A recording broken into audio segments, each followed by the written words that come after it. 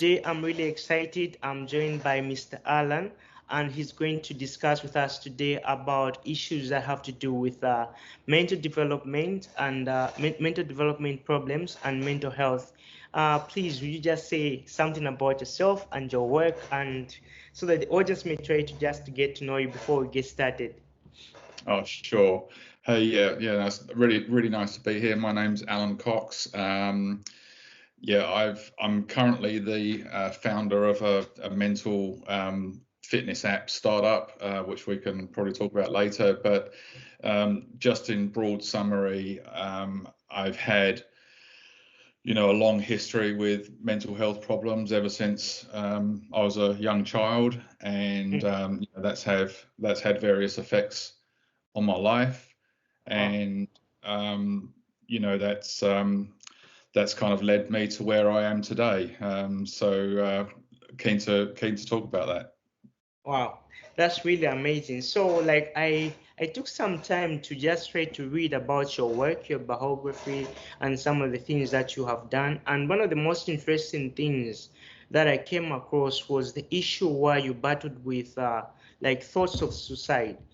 Like, many people in this society or in our global world are having these issues or these thoughts because they feel like the problems that they have are beyond their capacity, and the only alternative, unfortunately, that they feel is like taking their own lives. So according to you and your experience, how have you come to fight these thoughts despite the things that you have personally gone through as a person? How did you come to get beyond these thoughts? How did you manage to reach the place where you are right now, where you have a better understanding of yourself and a better understanding of what goes uh, around you and the people that are close to you? Yeah, it's a really good question, and having been in that situation many times, Mm, mm, and some of those times you do kind of end up taking that step, unfortunately. mm, um, I think there is no simple answer, but if I can kind of answer that in two parts. The first thing really is to understand that even people without any problems with their mental health, mm, very, very few people actually have any comprehension whatsoever of what is going on in their head. We go through we go through schooling, and we mm. probably learn more about history and religious studies than we do about the most important part of ourself. Yes, yes. And that doesn't actually create a good sorry, I'm just going to take a drop of water. Yeah, no problem, no problem. um, Mm, if you think about it from that perspective, if you think about anything we do in life, mm, you you need to be prepared, right? You prepare for your exams. You mm-hmm, know, want to go into accountancy, you learn to be an accountant, right? mm-hmm, mm-hmm, And that is so that you're prepared. mm. Now, most human beings, in fact, nearly all human beings, have never been prepared That's, for any kind of um, downfall in their well-being. And when when when that state arises, even if it's quite a small one, even quite small feelings of anxiety, mm, we just don't understand what's going on. It automatically feels like there's something wrong, amazingly wrong. There's something wrong with us that doesn't happen to other people. mm, And because of that, it's very easy for people to go from a position of relatively minor mental health problems to spiral out of control, and to kind of go down the rabbit hole, if you like. Once you go down there and you kind of can't see the world, you start going down all these little burrows, and you just get lost in your own mind. Wow. So that I think is why so many of us Mm. really get challenged. And to come to your answer of how did I get out of it, it was Sorry. it was Mm-hmm. okay. It was purely by accident, really. So a program came on TV. Mm-hmm. A program came on TV, which was is actually a BBC program called The Truth About Depression, Mm-hmm. and I highly recommend anyone watches this, even if they don't think they're depressed, because there's really good, valuable information in there for understanding other people. Mm-hmm. But and by the way, that is, I think it's a 1 hour long documentary, and Mm-hmm. it's freely available on YouTube, I believe. So Wow. it's got repeat that, it's called the Truth About Depression. And so before that program came on, I Mm-hmm. described my situation as being in a dark tunnel with no light at either end. I didn't know what way I was facing. There was just no way out for me. Mm. And what that program did for me, Mm. it it it got me to, that program showed me that there's actually like physical things going on in your mind, Wow. when you have long-term depression. Your Mm. hippocampus shrinks in size. You've got all these hormones and chemicals that are just all out of balance. Mm. um, and so number one, it really gave me that understanding of, yes, although it was in my head, it wasn't Mm-hmm. imaginary. It wasn't just me being kind of weirdly screwed up, right? It made it a real issue that I could understand. I thought, for once, I suddenly thought, wow, there's actually like mechanical things going on. And I Mm. was in engineering at the time, and I kind of, you kind of think, well, if something's broken, something can be fixed, right? And and what this program also showed me was that, all of those things can Mm-hmm. actually come back. Like, even if your hippocampus has shrunk by 20%, within Mm-hmm. 3 months, you can get it back to full size, right? Yeah. Um, and so what that really did is, that was really the start of my journey back to health. Yeah. Wow. Getting back to that analogy of me being in the tunnel, I suddenly saw a chink of light at the end. Mm-hmm. And that led me to wanting to learn about the brain and neuroplasticity and things like that. I just turned to YouTube, Mm. and I really just started educating myself. And I think really that education and understanding Mm-hmm. was the biggest thing in my transformation back to health. Wow. So like I'm curious, like how long would you say that you had been in a state of like depression as with your own reference? Like how long would you say that was?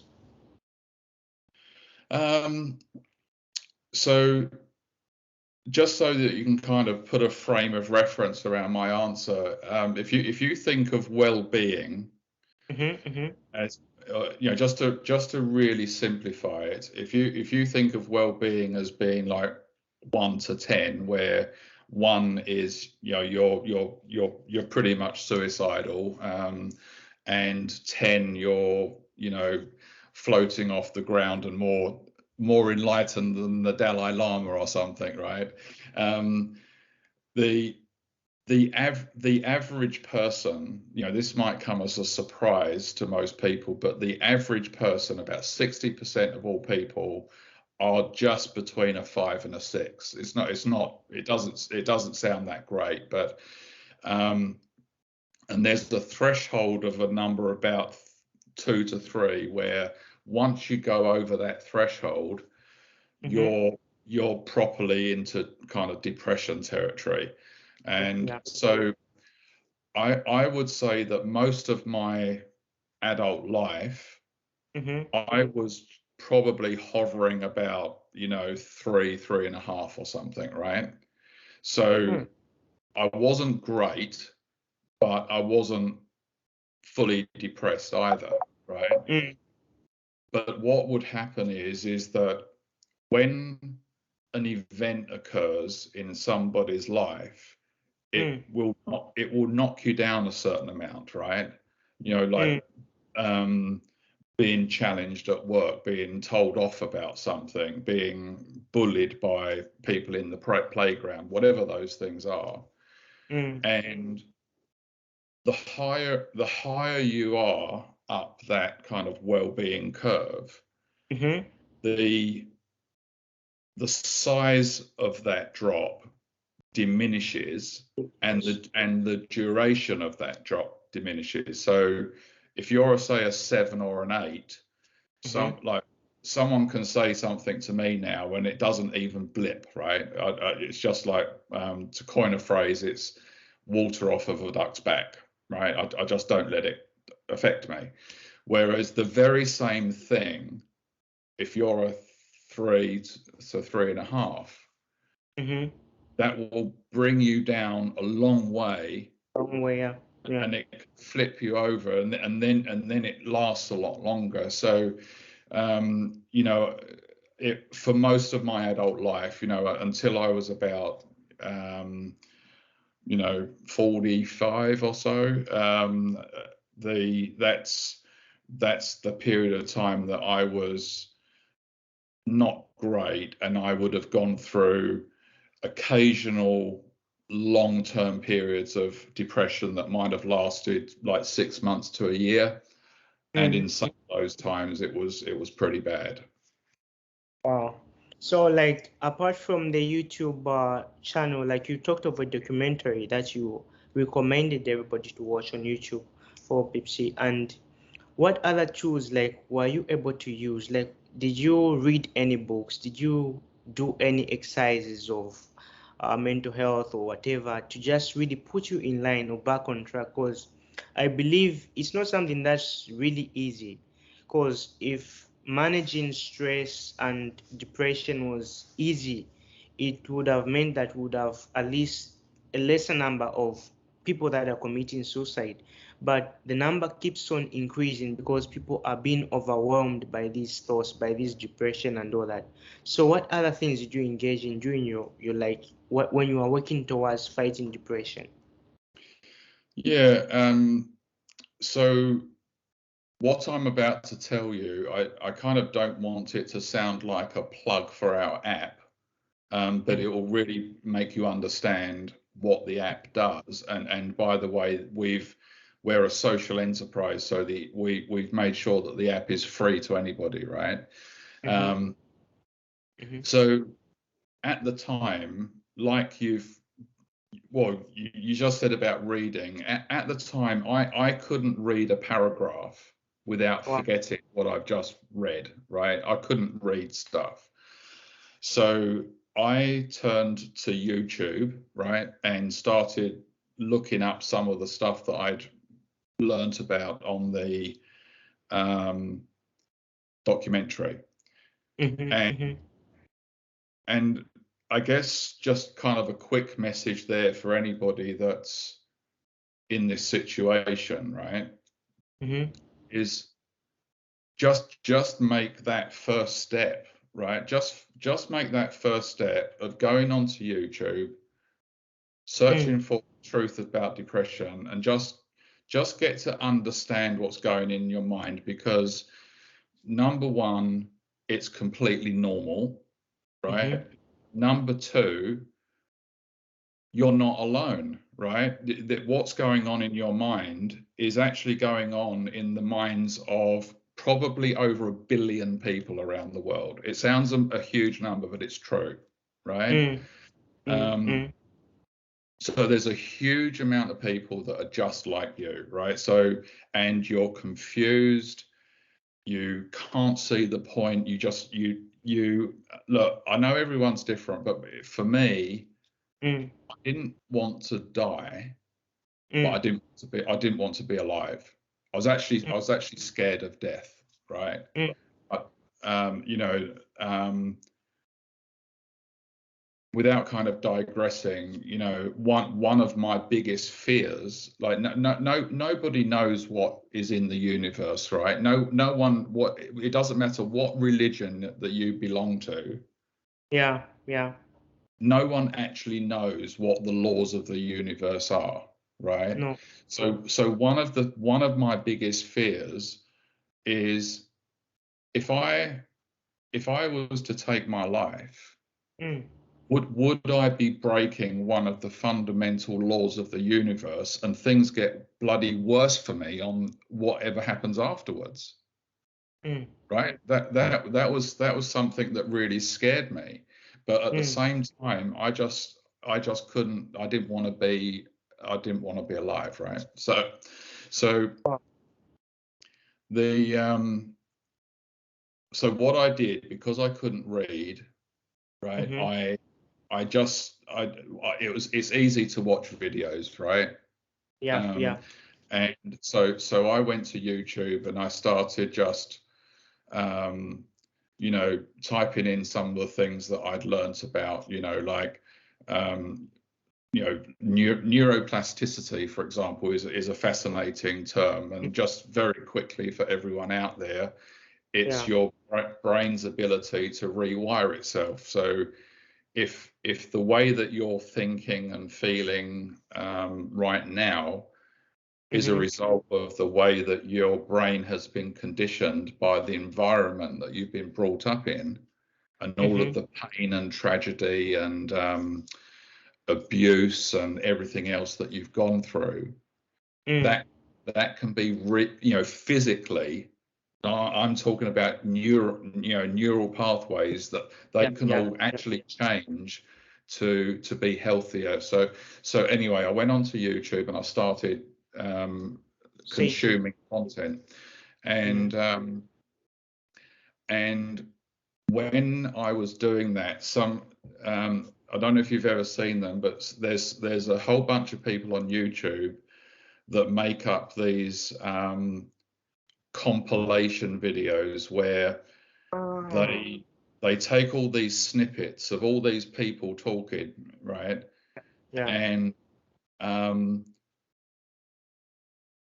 they overlay that to like emotive music and sounds, mm-hmm, and some, like imagery as well.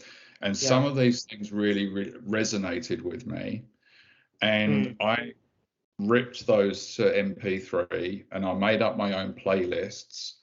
And at that time, I had had a huge mental breakdown and I could only function awake for about 2 hours at a time.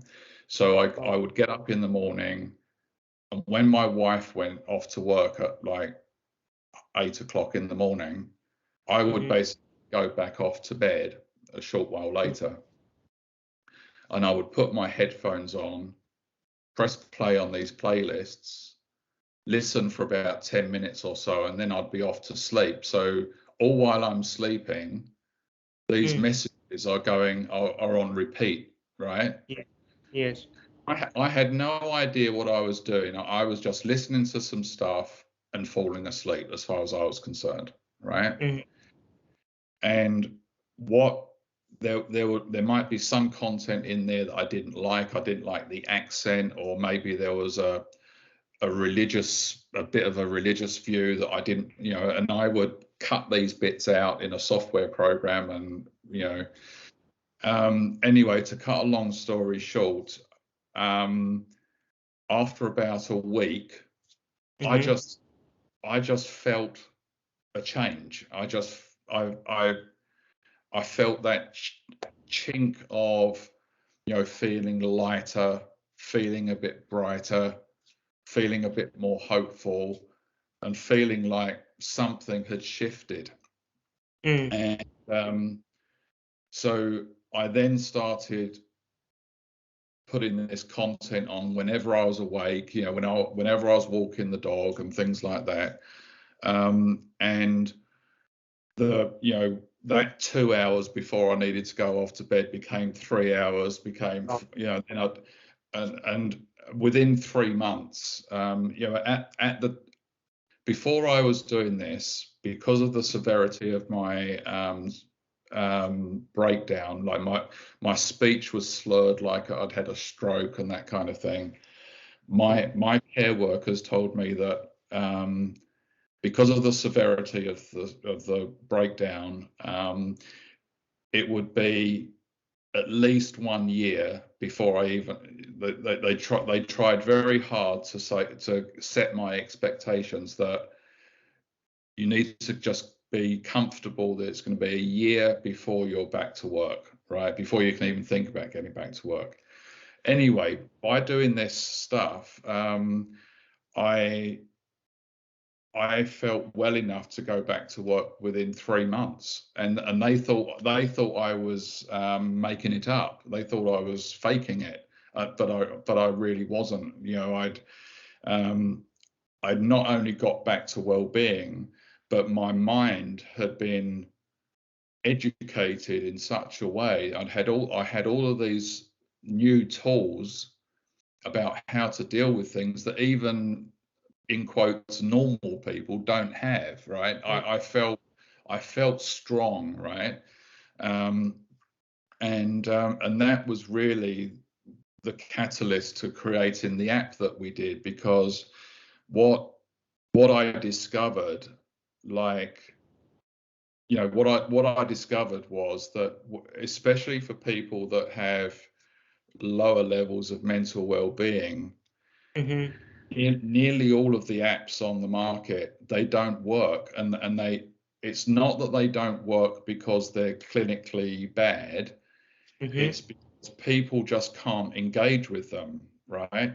They're asked to read material, they're asked to take on challenges and do activities, and you just don't want to do this stuff. I certainly didn't. So I had this idea of, like, what if there's a way of kind of recreating like what happened to me within an app, where you literally just have to listen, and that's what we did. But that's basically how I got back to well-being. Wow. So I'm curious, like you have mentioned the issue of the application. So like how does it really work? Can you just give a basic you have said that you wanted to integrate your situation and put it in the application. So how did you manage to integrate what really happened to you and actually make it work in form of an application? How does application really work? Okay, so if I may, I'll just take that in two parts, right? The first thing is what happened for me doesn't necessarily happen for everyone else, right? Everyone's situation is different. So the first thing I wanted to do is work out what is the kind of the basis for any kind of content that we can deliver, so that it gives you exactly what you need, right? And there's a relatively modern field of science that has a very, very strong efficacy. There's many research papers on it, and it's called positive psychology. And positive psychology is not about being positive. What it is about is looking at the areas of your life that you can positively influence in order to get to a better place. Whereas contrarian to that is the older Freudian area Yeah. of psychology, which is we have to dig up all of the pain of your past to really kind of see how we can move forward. Positive psychology ignores all of that, and it kind of says, well, look, whatever's in your past is in your past, right? We can't change it. That you can't positively change sexual abuse or whatever it is that's happened in your life. But what are the things that you can do?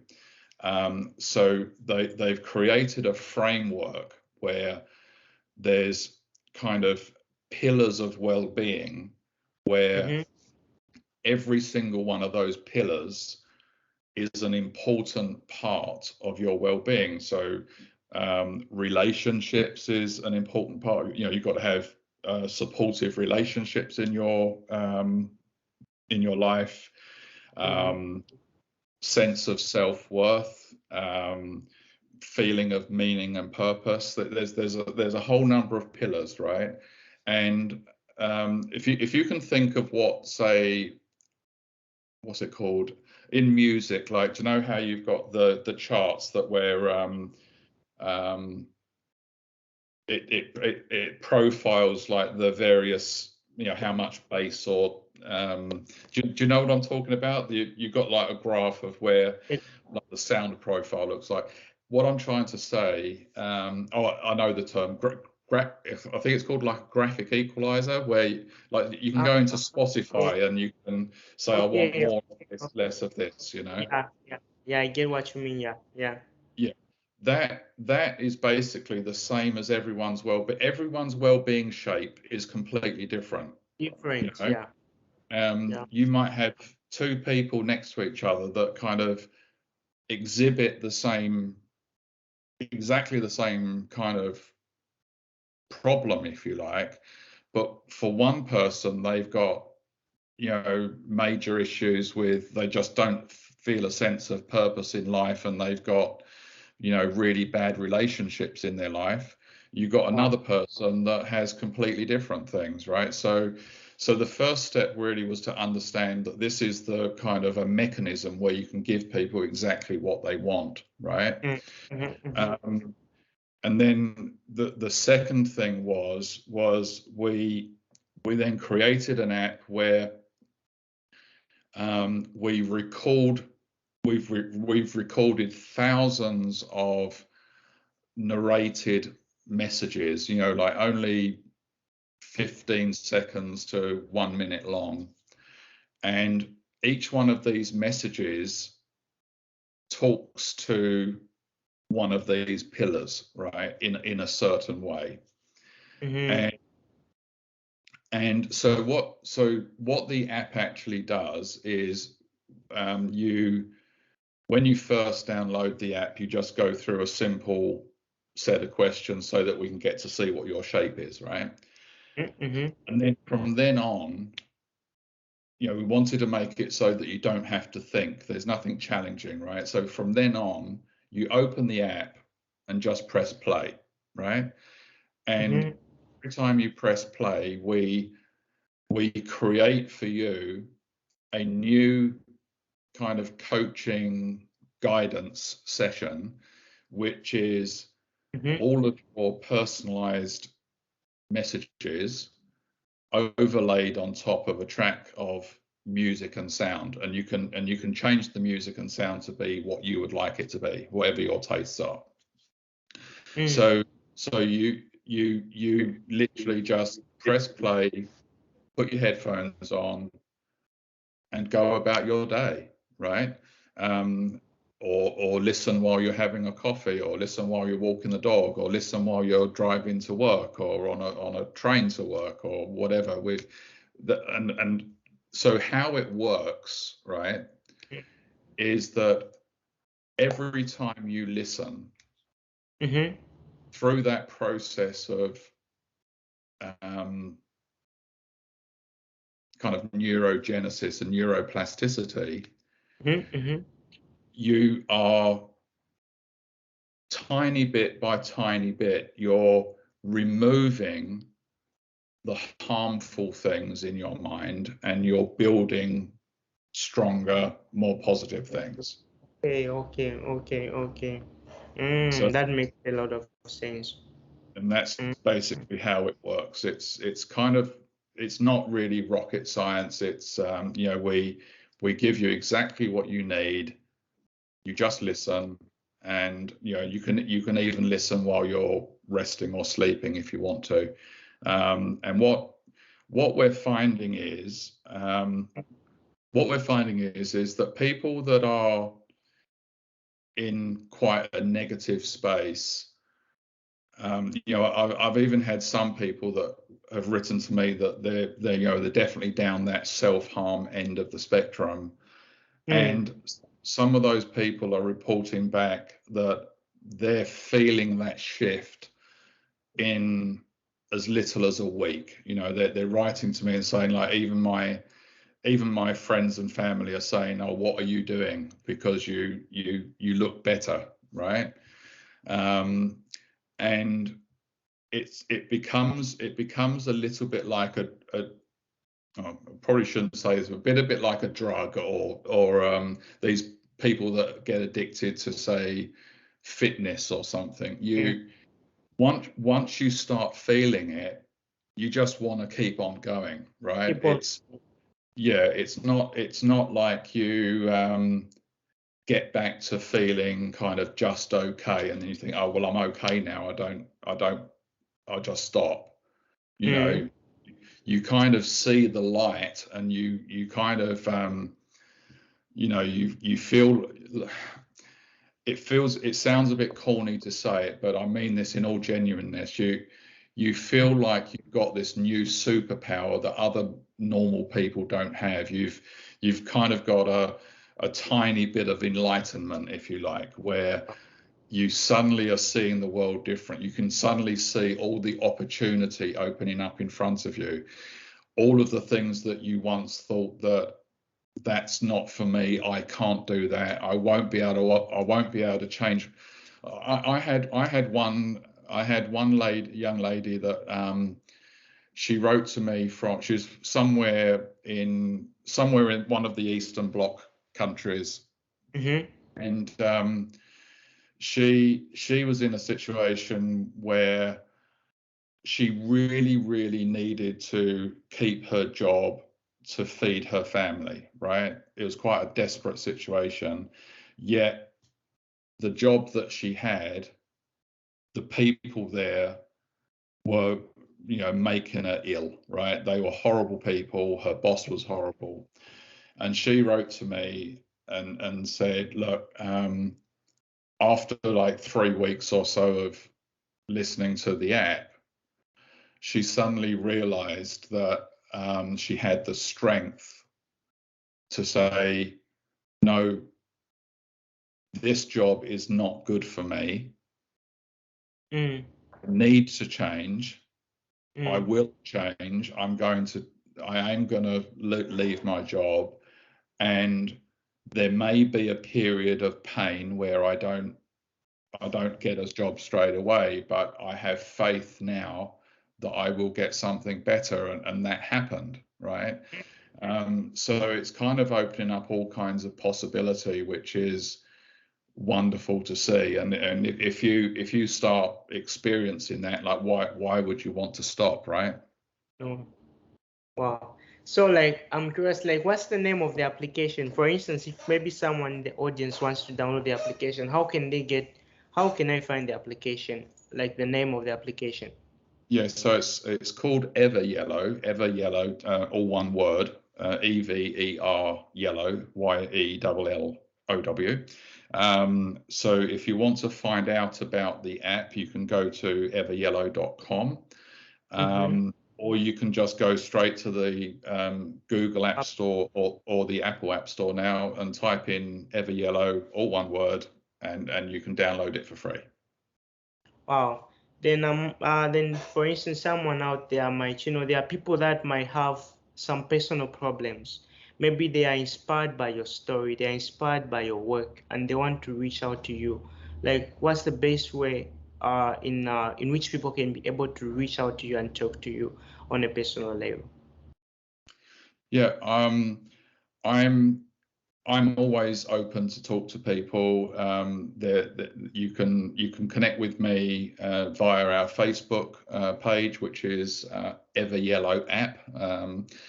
You can go to you can just go to the website everyellow.com and fill out the contact form and reach out to me. Yeah, just contact me. Be lovely to hear from anybody. Wow, that's really inspiring. Then one last, like, I'm just curious to hear some of your last, like, comments with regards to how efficient our systems have been placed in order to help people with regards to helping and developing their mental health. Because I feel, according to what you have explained, it's like people have neglected the issue of mental health and not given it adequate attention that it really deserves. So I'm curious to hear your comments, like what are some of the things that you think can be done, or the conclusion according to your experience of the things that can be implemented to really help people out there that are having issues with mental health. Yeah. It's a really great question, and I think where we really need to start, where governments need to start, is by owning up to the fact that you've only got to look back at the last 50 years or the last 20 years and agree that the way they are doing things now simply does not work, right? The more resources you throw at mental health, the problem just gets worse. Yes, Right? yes, agree. So of course we need to do whatever we can to help people that have mental health concerns, but the second kind of big kind of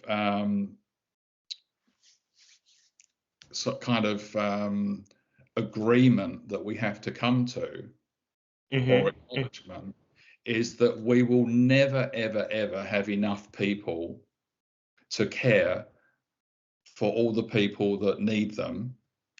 We will never have them, right? Very So true. we need to find a fundamentally different approach, and my view is that we have to start putting mental health as one of the core keystone elements of the education system, right? Wow. And so my big dream is that by the time children get to the age of 11, 12, and they're going off into high school, as we call it here. My dream is that by that age they have already got the core understanding of the mind, what neuroplasticity is, what is going on when we feel anxious, right? They understand that there's chemicals that are called, and they understand that anxiety can be triggered even when we smell something that was the same smell as when we got abused when we was children, right? They have that understanding, and then by the time they reach the end of high school, you've built a whole nation of resilient, strong people, right? And there's two fundamental outcomes from that governments really need to understand. Is number one, by doing that, you're going to massively decrease the number of people going into the health system. Wow. Right? Because you're going to have, instead of pretty much 100% of youngsters leaving school with no mental preparation, right? so that Mm-hmm. when something knocks them sideways, they're down and out kind of thing. If you move from that situation of pretty much 100% to having saying the majority of youngsters leaving high school are resilient, they're motivated, they're optimistic. Just imagine what that can do for the world, right? You're going to have a lot less, you know, they can cope with stress. They probably won't even get stressed, right? That's There's another major opportunity that governments need to understand, right? What's that? Before I give you that, what we need to look for, if you look at I think it's the World Economic Forum, and look at the future of jobs for the next, say, 5 to 10 years. If Yeah. you look at the top 10 skills that are required, you know, it's all things like creativity, problem solving, personal skills. If you look at the list of 10, they're pretty much all to do with the mind. They're not how you use your hands, right? Wow. They're not your ability to run a spreadsheet, or they're not any of those things. You know, go and anyone out there, go and have a look now, like the top 10 skills for the future, right? So the next biggest outcome, the next biggest opportunity for governments is to realize that by putting mental health number one, is they can become a leading nation themselves. Because if you have a nation that has even 10% better mental fitness than other nations, you will outbeat them. You will be more creative, you will be more innovative, your production levels will be higher. It's really basic. It is so simple, and I just can't believe it's not being seen, you know. So yes, it's got to come down to education. Wow. I've gotten a lot of powerful points. Like, these are very, very powerful points, and I'm sure people will learn a lot from this. Like, it's really interesting, and I can go on asking a lot more questions. But I just look forward that we can even have better, much bigger discussions concerning this, because I feel this is a very important topic that really needs to even be discussed further. And many people, like you have said, that are in policy making positions, I think it's something that they also need to pay attention to, because at the end of the day, like you have put it, like, mental health is like the basic or the foundation of everything that we are talking about now, that we look at as problems. And with what you have explained, it's something that's really, really interesting. And it has really been, I would say, a very amazing conversation that we have had. And I look forward for us to have much more discussions with you, because I have seen that you're someone who is driven and someone who has a vision to really bring change to our broken system. And I'm so encouraged and inspired by your work. And I'll always be there reaching out to you and seeking more advice whenever something comes up. It's been wonderful to be here and get the message out, because you know, it is a very important message, but at the same time, you know, I do have faith, especially in the younger generation, right?